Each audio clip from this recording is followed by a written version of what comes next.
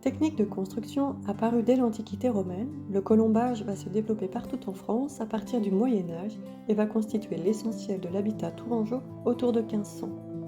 Le colombage est un terme qui désigne sur la façade les poutres de bois positionnées de manière horizontale et verticale pour un motif de grille, mais aussi en croix de Saint-André et plus rarement en losange.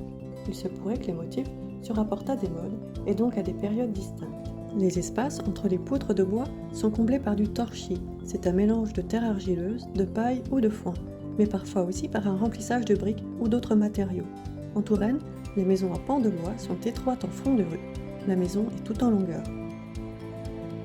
Pour éviter que les poutres de bois subissent l'humidité du sol, la structure des maisons s'appuie sur un mur de soubassement ou des éléments de maçonnerie. Les façades sont généralement élevées en encorbellement. L'encorbellement, c'est une construction en saillie. En clair, la surface de l'étage dépasse du mur. Parfois, chaque étage se caractérise par une saillie supplémentaire.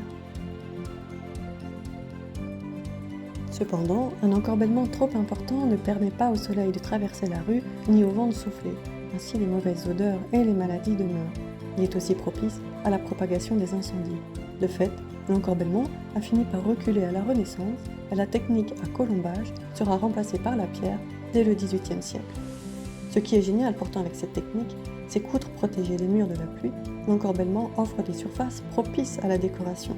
Voici quelques exemples de pilastres édentosculptés. Les maisons à pans de bois ont généralement des toits pentus, couverts de tuiles ou d'ardoises. Les cheminées en pierre sont également courantes. À Tours, certaines furent détruites lors de l'incendie de juin 1940 et d'une façon plus générale, beaucoup jugées insalubres ou inconfortables furent démolies au cours des siècles. Heureusement, aujourd'hui, elles font partie intégrante du patrimoine architectural français et sont généralement préservées. Dans le département, 22 maisons sont protégées au titre des monuments historiques.